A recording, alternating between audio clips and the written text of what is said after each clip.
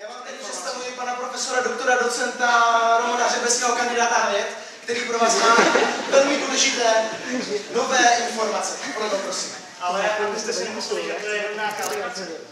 Já se strašně omlouvám, že to tady ruším, ale tohle je opravdu vážná věc. Jak vám někteří mí kolegové měli říct během svých úvodních přednášek, tak jsme se pokoušeli už dlouhou dobu o to akreditovat nový předmět.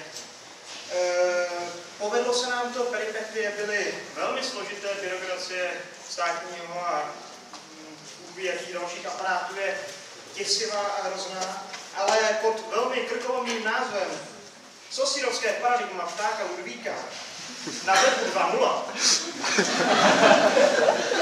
se nám povedlo konečně, jak jsem znova opakuju po 3 letech, tenhle ten kurz akreditovat. Je to ptákologie. Nedá se to říct jinak a jako taková má i svoje drobná negativa. Hned to první je, že já se omlouvám, že jsem takový spocený, já jsem zrovna do Prahy. Tam mi to potvrdili a ta cesta po dálnici byla naprosto tragická, zasekli jsme se a já jsem myslel, že to nestihnu, takže jsem musel přes celý město běžet. Ale vypadá to asi tak. Kurz první hodina probíhá v pátek.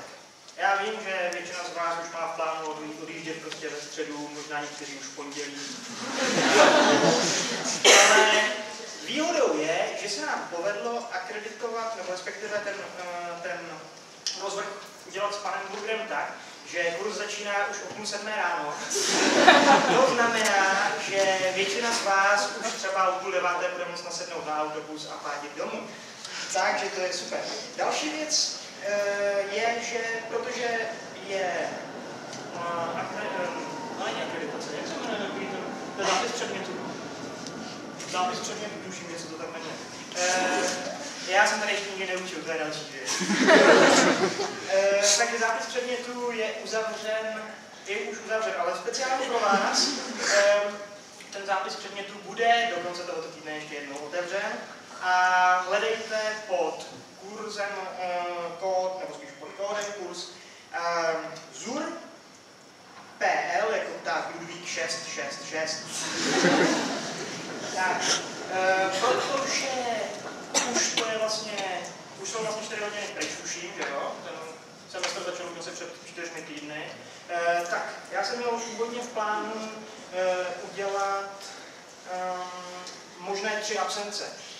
Ty už jste si všichni vybrali, to znamená, že teďka musíte jet všichni až do konce. Ale je tady jedna vychytávka a to je ta, že pokud náhodou z jakéhokoliv důvodu nebudete moct na ten kurz přijít, tak můžete dodat esej na témata, která jsou v ISU vyvěšená. Stačí, když mi tu esej dodáte fyzicky, samozřejmě na půl hodinu, ve které budete chybět. Tak, a teďka už je tady vlastně jenom syllabus a ten vezmu velmi telegraficky, protože nemáme čas. Tak fajn. Takže máme těch 10 hodin do konce, 11. hodina, ta je tuším 19. prosince, tak to bude závěrečný test.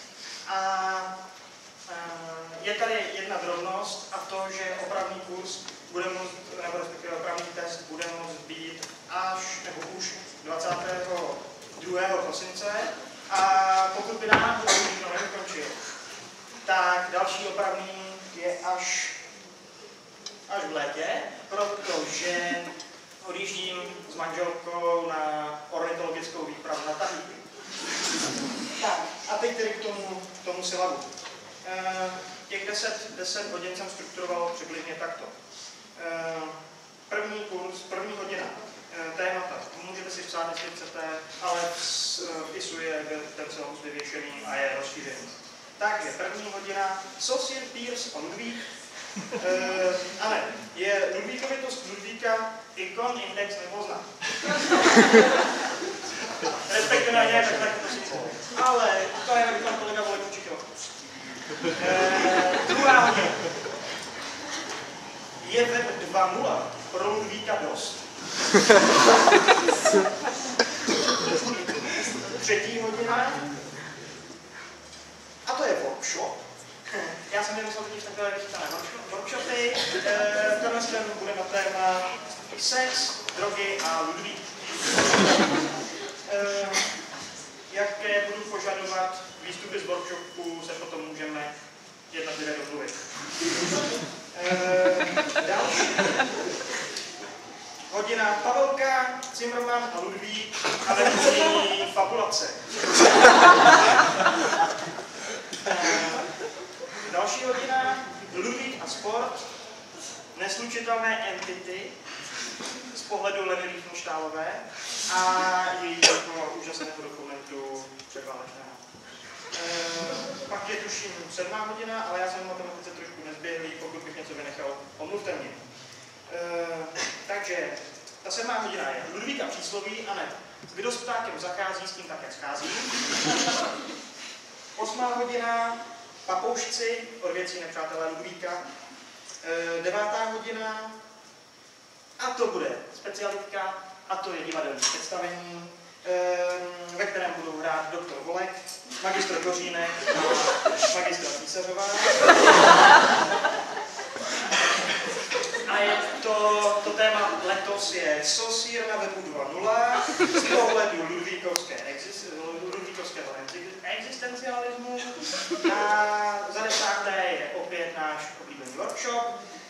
Tentokrát opět na téma sex, drogy a Ludvík. A to je všechno. Máte někdy nějaké otázky? Ne? Dobře. Já bych jenom podotknul, kolega zapomněl. Samozřejmě důležité jsou pro vás i konzultační hodiny tady kolegy. Každý večer od 8 do nevidím, nebo spíš do vidím, do rána, jakákoliv hospoda v blízkém okolí fakulty. Je pravda, že v zimě jsou tyhle konzultační hodiny zvláště vytečené, protože trvají delší dobu než v létě, takže buďte rádi, že v létě jsem měl Tahiti.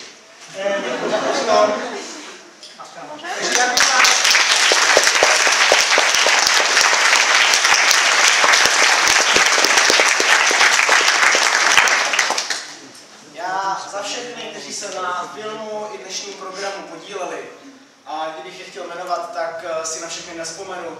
Takže oni se nám určitě potom následně sami představí v hospůdce, kam bych vás nyní rád pozval. Ale ještě předtím, než půjdeme do té hospůdky, kde samozřejmě proběhnou první konzultační hodiny kolegy Ředeckého, takže se ho budete moct zeptat na ptákový. Tak ještě předtím vás musíme pokřtít jako žurnalisty. A čím jiným jsme měli žurnalisty křtít, než mlékem ptáka Ludvíka. Čiže já vás poprosím, abyste vyšli ven na chodbu, kde vás již čeká v kalíšcích mléko ptáka Ludvíka, aby jsme si všichni, jak jsme tady, opravdu všichni společně připili, ochutnali mléko ptáka Ludvíka a na 9:30 se vydali do blízkého Puxpubu.